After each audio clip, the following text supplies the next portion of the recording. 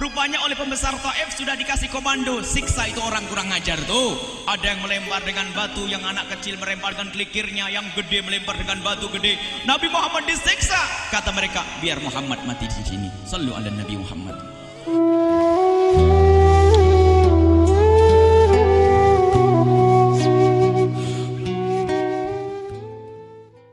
Suatu ketika Nabi Muhammad masuk kampung namanya kampung Taif.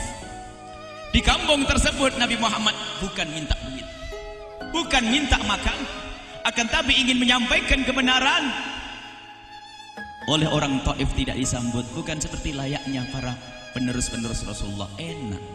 Zaman sekarang penerus Rasulullah apa-apa sudah disambut, kasih minum, kasih makan. Makanya sungguh keterlaluan kalau para dai, para ustadz ini kalau tidak giat, kalau tidak giat, padahal sudah oleh Rasulullah sudah dihabiskan capeknya. Rasulullah masuk kampung Taif. Di saat itu tiba-tiba orang Taif pada keluar. Keluarnya bukan menyambut Rasulullah. Rupanya oleh pembesar Taif sudah dikasih komando, siksa itu orang kurang ajar tuh. Ada yang melempar dengan batu, yang anak kecil melemparkan klikirnya, yang gede melempar dengan batu gede. Nabi Muhammad disiksa. Kata mereka, biar Muhammad mati di sini. Sallu ala Nabi Muhammad. Nabi Muhammad merasakan sakit. Kalau begini tolong izinkan aku keluar. Muhammad gak bisa, kamu masuk dengan kurang ajar, kamu tidak boleh pulang, kamu harus mati di sini. Diam Nabi Muhammad, ditahan. Orang masih menyiksa, memukul Nabi Muhammad. Setelah itu Nabi Muhammad dibiarkan, dalam riwayat dijemur di bawah matahari, tidak boleh berlindung. Kau di situ. Nabi Muhammad minta tolong, kalau memang engkau semua tidak bisa nerima aku, tolong izinkan aku keluar. Kata mereka, tidak, kau tidak boleh keluar.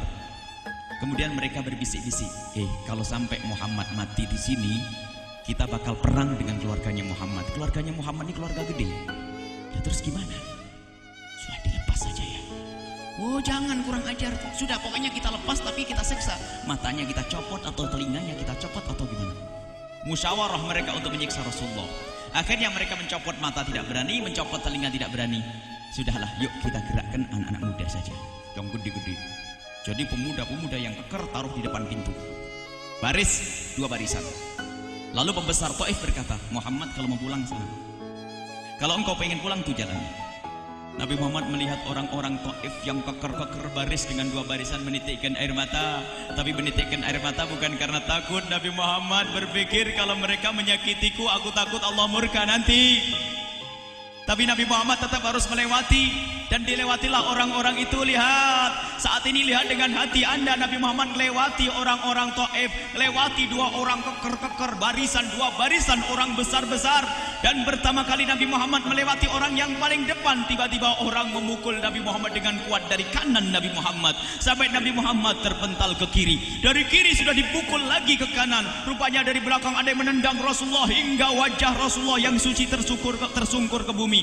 Diberdirikan lagi, dipukul dari kanan, dipukul dari kiri, didorong lagi, berulang-ulang, jatuh, dibangunkan lagi, dipukul sampai Nabi Muhammad tidak bisa berdiri, ditarik erat oleh mereka. Karena Nabi Muhammad tidak bisa berdiri, hanya bisa berjalan merangkak, hingga Nabi Muhammad keluar dari barisan mereka, dan itu pun masih ditendang oleh mereka. Nabi Muhammad merasakan sakit. Akhirnya Nabi Muhammad menjauh dari mereka. Mereka tertawa melihat Nabi Muhammad tidak bisa berdiri, dan setelah agak jauh Nabi Muhammad mulai bisa berdiri. Sallu ala Nabi Muhammad.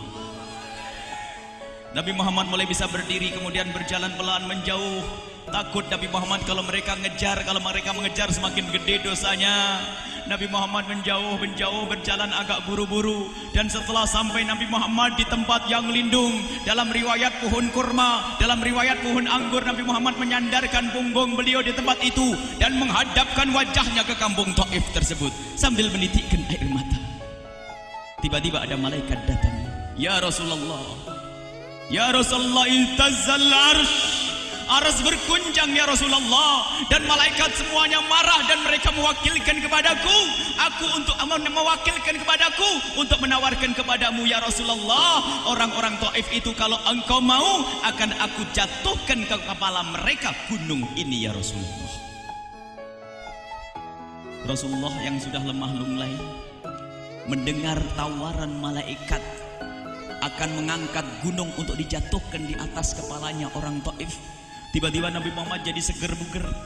seger buker dan mengangkat tangan berkata dengan lantang, ya malaikat, wahai malaikat, jangan lakukan itu.